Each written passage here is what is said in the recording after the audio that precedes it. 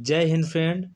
Class 6 के सभी छात्रों को जय हिंद। जी हाँ दोस्तों, आज आपका हिंदी का पेपर था। यानी कि जो छात्र विद्या मंदिर के हैं, मतलब कि विद्या भारती के छात्र हैं, उनका आज का हिंदी का पेपर था। इसी बेस पर सभी बोर्ड के पेपर आते हैं, चाहे यूपी बोर्ड से हो, चाहे एमपी बोर्ड के, यूके बोर्ड के, झारखंड के बोर्ड को, मतलब आप किसी भी बोर्ड के होंगे तो इसी बेस पर पेपर बनाया जाता है। तो आज आप लोग अपने अपने जो विद्या भारती के छात्र हैं वो अपने इस पेपर की आंसर की मैच कर लेंगे, देख लेंगे हमारा क्या क्या सही है। तो यहाँ पर सबसे पहले हमारा पहला प्रश्न यहाँ पर है, सभी प्रश्नों के आपको यहाँ पर उत्तर देने हैं। तो यहाँ पर जैसे कि हमारा पहला प्रश्न है, आपको यहाँ पर जो गद्यांश दिया गया है, इस आपको गद्यांश को पढ़ना है, फिर आपको गद्यांश के प्रश्नों के उत्तर भी देने पड़ते हैं। तो यहाँ पर सबसे पहले आपको गद्यांश को पेपर में अच्छी प्रकार से पढ़ लेना चाहिए, ताकि आपको बार बार पढ़ना ना पड़े।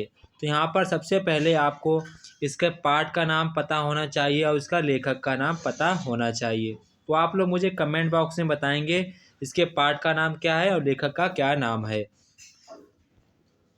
इसके बाद क्वेश्चन नंबर ख कह रहा है, रेखांकित अंश की व्याख्या करनी है, मतलब कि आपको अपने शब्दों में लिखना होता है। उसके बाद क्वेश्चन नंबर ग वाला कह रहा है, हम आग सेंक कर किस चीज़ से बचते हैं, मतलब किससे बचते हैं, ठंड से बचते हैं।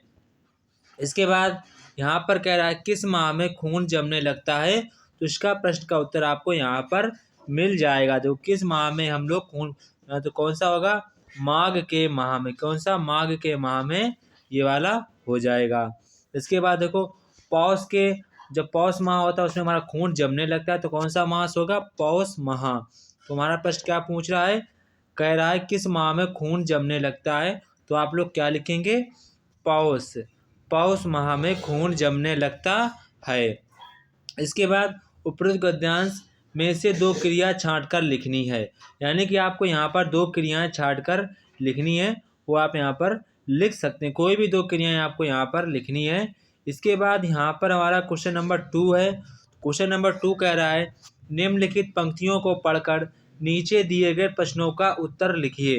तो यहाँ पर जो आपको पंक्तियाँ दी गई हैं, सबसे पहले आपको पता होना चाहिए इसके पाठ का क्या नाम है और लेखक का क्या नाम है।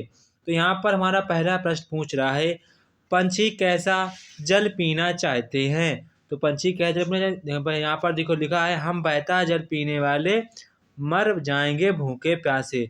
किस प्रकार का जल पीना चाहते हैं वो लोग, बहता हुआ जल। इसके बाद यहाँ पर कह रहा है, पंछी क्या खाना पसंद करते हैं। पंछी लोग क्या खाना पसंद करते हैं। तो इस प्रश्न का भी उत्तर आपको इस वाली लाइन में मिल जाएगा। इसके बाद नेक्स्ट क्वेश्चन यहाँ पर रेखांकित अंश की, आपको जहाँ पर रेखांकित है इसका आपको विलोम शब्द लिखना है। तो यहाँ पर देखो, उन्मुक्त का आपको विलोम शब्द लिखना है और कटुक का यहाँ पर आपको विलोम शब्द लिखना है।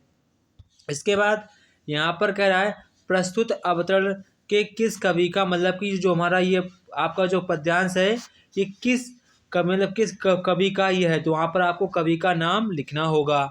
इसके बाद क्वेश्चन नंबर यहाँ पर हमारा 3 है, अपनी पाठ पुस्तक के 8 पंक्तियों की कविता लिखिए जो इस प्रश्न पत्र पे ना आया हो। मतलब कि आपको 8 पंक्तियों की एक कविता लिखनी है जो इस पेपर में ना आई हो, तो वही आपको यहाँ पर लिखनी है। इसके बाद यहाँ पर कह रहा है, निम्नलिखित प्रश्नों के उत्तर दीजिए। रोहिणी के त्योरी क्यों कहते हैं। इसके बाद ख वाला कह रहा है, रोहिणी के पर से हमें क्या प्रेरणा मिलती है। ग वाला कह रहा है, किन विशेषताओं के कारण हॉकी भारत का राष्ट्रीय खेल माना जाता है। इसके बाद घ कह रहा है, ईद इल मिलाद का क्या अर्थ है। इंग्या पाठ कह रहा है, लेखिका बचपन में इतवार की सुबह क्या क्या काम करती थी। तो आपको इन सभी प्रश्नों के उत्तर लगभग 3 या 4 लाइन में लिखने होते हैं, 3 या 4 लाइन में। इसके बाद यहाँ पर हमारा क्वेश्चन नंबर 5 है, पंडित श्याम नारायण पांडे अथवा महादेवी वर्मा का जीवन परिचय लिखना है। तो यहाँ पर आपको किसी एक का ही जीवन परिचय लिखना है। इसके बाद प्रश्न नंबर 6 कह रहा है, निम्नलिखित प्रश्नों के उत्तर देना है। तो यहाँ पर हमारा पहला कह रहा है, तत्पुरुष समास की परिभाषा लिखिए। मतलब कि यहाँ से पूछ रहा है कि तत्पुरुष समास की आपको परिभाषा लिखनी है। इसके बाद यहाँ पर कह संज्ञा के कितने भेद होते हैं। तो यहाँ पर हमारे संज्ञा के 5 भेद होते हैं। वचन यहाँ पर कितने प्रकार के होते हैं? वचन हमारे 2 प्रकार के, एक वचन बहुवचन। इसके बाद अंगूठा दिखाना मुहावरे का अर्थ है, मतलब कि साफ मना कर देना। इसके बाद यहाँ पर एक पंथ दो काज लोकोक्तियाँ का अर्थ है, मतलब एक काम के साथ साथ दूसरा काम भी हो जाता है। ये हमारा इस पंक्ति का अर्थ हो जाएगा। इसके बाद क्वेश्चन नंबर हमारा 7 है। तो क्वेश्चन नंबर 7 यहाँ पर कह रहा है अवकाश के लिए अपने प्रधानाचार्य जी को एक प्रार्थना पत्र लिखिए। इसके बाद क्वेश्चन नंबर 8 निम्नलिखित में से किसी एक विषय पर 200 शब्दों पर निबंध लिखना है। तो हमारा देश भारत, दीपावली, गणतंत्र दिवस। तो यहाँ पर आपको किसी एक पर ही जीवन परिचय लिखना था। तो यहाँ पर लगभग आपको 1.5 पेज का यहाँ पर निबंध लिखना था। इसके बाद क्वेश्चन नंबर 9 निम्नलिखित कविता को पढ़कर नीचे लिखे प्रश्नों के उत्तर दीजिए। तो यहाँ पर आपको इस कविता को पढ़ना है, फिर आपको प्रश्नों के उत्तर देने हैं। तो यहाँ पर हमारा पहला प्रश्न कह रहा है उपयुक्त कविता का शीर्षक लिखिए। खा वाला कहता है इस कविता के रचनाकार कौन है? सुंदरियों ने देश के हित में कौन सा व्रत किया? घा स्वतंत्रता के लिए बच्चों ने क्या सीखा?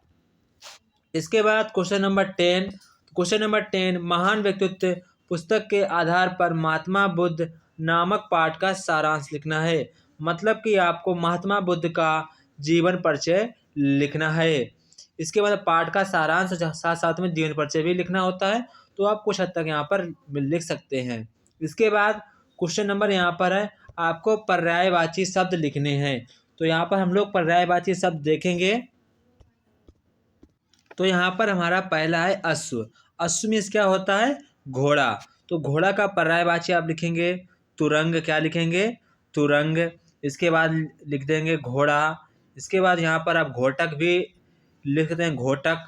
इसके बाद आप इतने 3 हो गए, 2 पूछेंगे, 3 हो गए। इसके बाद यहाँ पर आपसे पूछ रहा है असुर। तो असुर का आप लिखेंगे दानव। दानव के बाद आप लिख देंगे, दानव के बाद राक्षस का लिख देंगे राक्षस। ये आपके 2 हो गए। इसके बाद अग्नि पूछ रहे हैं, अग्नि का आप लिख सकते हैं आग। आग के बाद आप लोग लिख सकते हैं अनल या लिख सकते हैं पावक। आप इनमें से कोई सा भी लिख सकते हैं। इसके बाद जल। जल का आप लिख सकते हैं पानी या फिर आप लिख सकते हैं नीर। क्या लिखेंगे? नीर। इसके बाद कमल। कमल का पर्यायवाची आपको लिखना है। तो यहाँ पर हमारे पर्यायवाची होंगे, कमल का पर्यायवाची होगा पंकज। इसके बाद पुंज हो सकता है, पुंज, जलज। इसके बाद आप लिख सकते हैं जल। 3 हो गए, पंकज, पुंज, जलज। ठीक है, आपके 3 हो गए। इसके बाद आपको यहाँ पर विलोम शब्द भी लिखने थे। तो यहाँ पर सबसे पहले हमारा विलोम शब्द है अनुराग।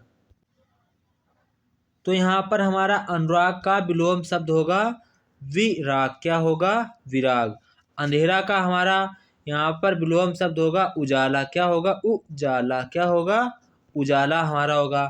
इसके बाद यहाँ पर हमारा है सुख का हमारा दुख होगा और दिन का हमारा रात होगा।